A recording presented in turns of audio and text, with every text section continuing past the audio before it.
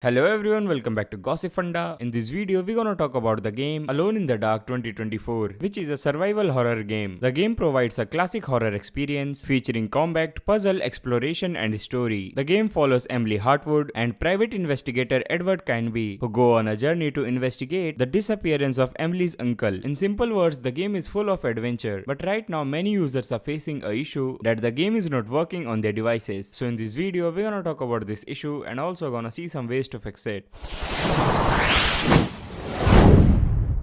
So first of all, check for any updates of the game and update if available, and also make sure to update your device and then restart your device and restart the game. If you are facing the issue while playing the game on PC, then first of all verify the integrity of the game file and also perform a reinstallation. Also try to run the game after enabling high performance mode on your PC. Also make sure to update the graphic drivers. Also before installing the game, make sure to check the system requirement of the game and make sure that your PC meets the minimum requirement. Run the game as administrator, and for that just right click on the game. So if your game is not working on PlayStation, then first of all make sure to update the system software of your PlayStation console and then restart your console, and make sure that you have a PS5 console with vibration function, because the game is only available for PS5 with vibration function. The next thing you have to do is that you have to verify the integrity of the game file and even perform a reinstallation if required. And if you have installed the game on USB extended storage, then move the game data to the internal storage of your console. If these method does not work, then try to restart your console in safe mode. To restart your console in safe mode, first of all turn off the console by holding the power button. Now press and hold the power button again until you hear the second beep sound. Now connect the controller with a console using USB cable and then press the PlayStation button. Now your console is in safe mode, and now select the restart option from the list. If your game is not working on Xbox, then first of all check the status page of Xbox. This will help you to know whether all services of Xbox are working properly or not. The next thing you have to do is that you have to verify the integrity of the game file and perform a reinstallation if required. Also this is an offline game and you can play it by setting your Xbox to offline, and for that press Xbox button on controller, then go to settings, go to general, go to network setting and select the option of go offline. Also update your system software and power cycle your console, and for that just turn off your console and turn it on again. So these were some ways to fix your issue. I hope this video helps. Make sure to like, share and subscribe. You can also visit our website from the link in description. Thank you so much. See you soon.